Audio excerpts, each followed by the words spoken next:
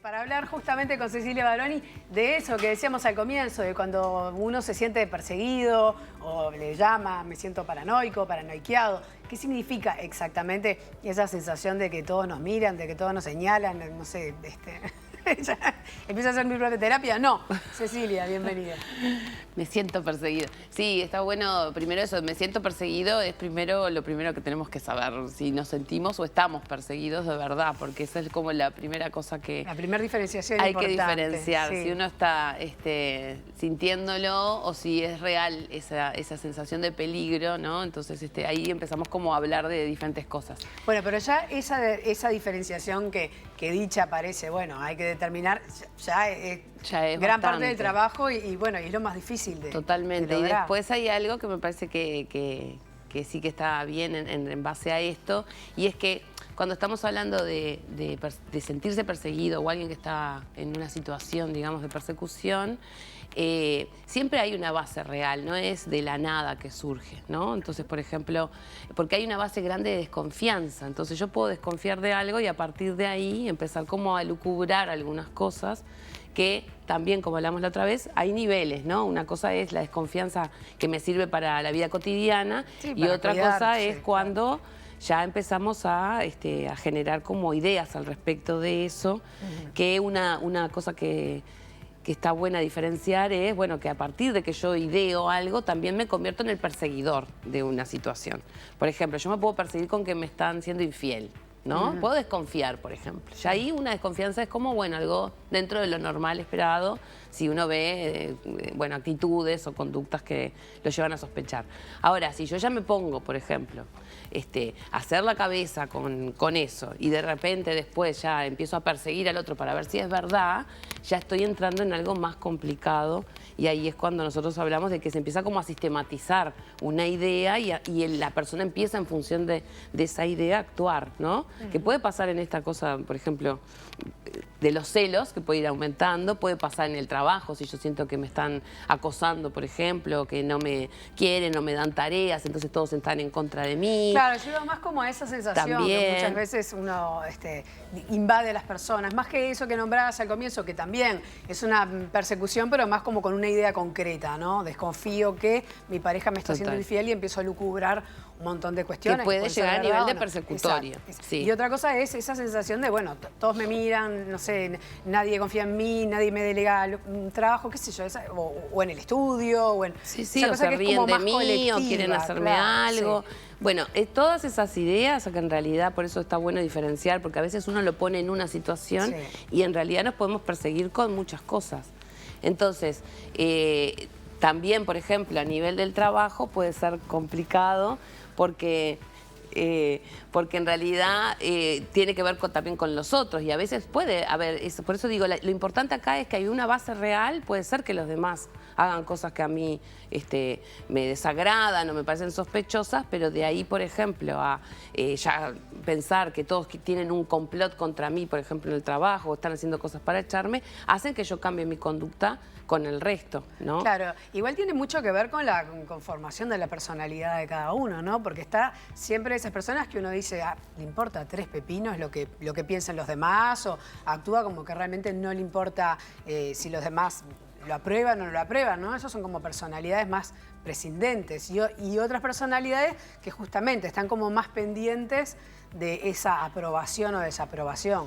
Sí, claro, pero acordate que está también el medio, entonces por más tranquilo que uno pueda hacer, por ejemplo, y que no me importe, si realmente hay una respuesta del medio que empieza a subirme la ansiedad o me empieza a ir mal en algo, por ejemplo, ¿no? Ahora que estamos en el ejemplo del trabajo, me empiezo a frustrar porque las cosas no me salen, esa tranquilidad puede dejar de ser tranquilidad por más personalidad tranquila que yo tenga, porque hay algo, por eso les decía, en lo persecutorio hay algo de lo real que empieza como a molestar.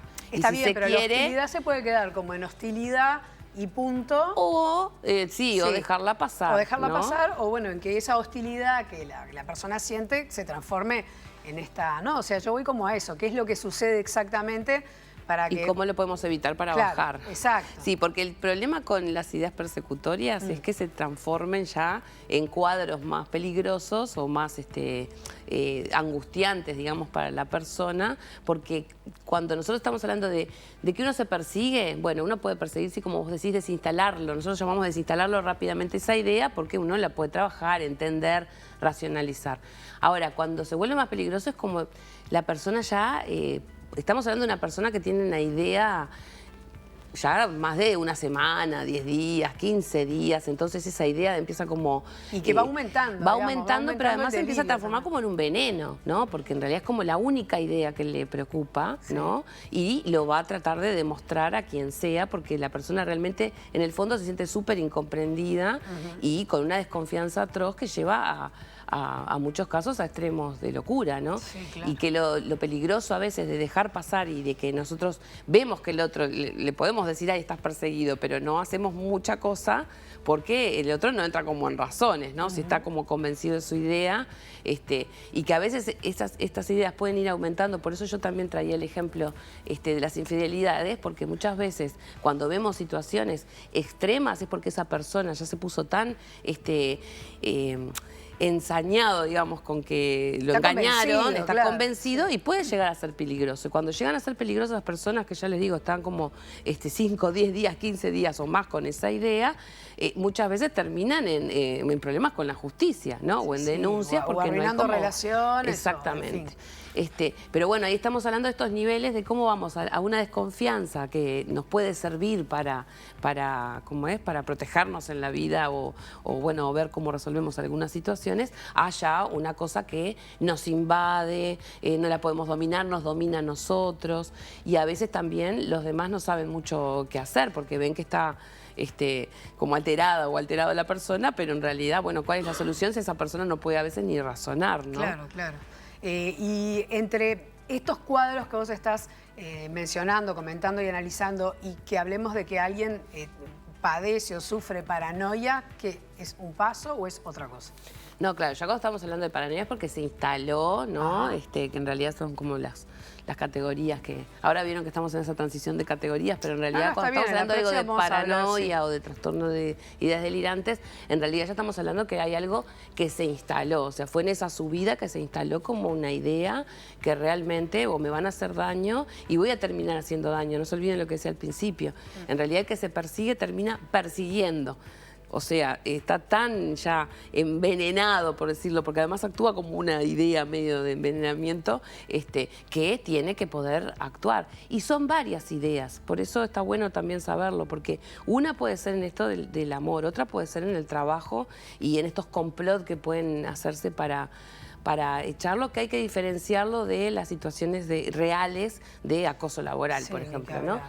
Por eso son también muy delicados a veces, porque la forma de diferenciarlo son en este tipo de pensamiento como muy rígido y muy convencido de eso, y bueno, y a veces la realidad puede ser un aspecto que se tome, pero no es todo, ¿no?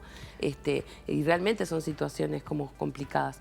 Y otra situación de con qué se persigue uno mucho y puede llegar a una situación también así de complicada es con el cuerpo y las enfermedades, por ejemplo, ¿no? Si uno se empieza a construir una idea de, por ejemplo, tengo algo, ¿no? Entonces, si tengo algo, empiezo a consultar, no creo que no tenga nada, por más que está todo bien. Empiezo, claro, ¿no? Entonces, también puede derivar en situaciones complejas donde no me dicen la verdad, por ejemplo, ¿no? Ahora, te pregunto, por ejemplo, en tu experiencia, habitualmente son, por ejemplo, personas que tienen tendencia a sentirse así, o es de repente el disparador de una cosa en particular. O sea, si la persona siente que sí, que está enfermo de algo, que le son infiel, que en el trabajo no lo aprecian, en fin. Si le pasa todo eso, pobre. Claro, es como una personalidad o generalmente esto pasa una vez con algo y que uno tiene que tratar de A ver, perseguirnos nos racionalizar. perseguimos todos en algún momento, ¿no? O sea, eso está bueno que lo sepamos porque todos tenemos como todos los afectos y las emociones, todos los humanos. Nosotros. Sí, es normal en algún momento. Es normal que nos persigamos, que desconfiemos.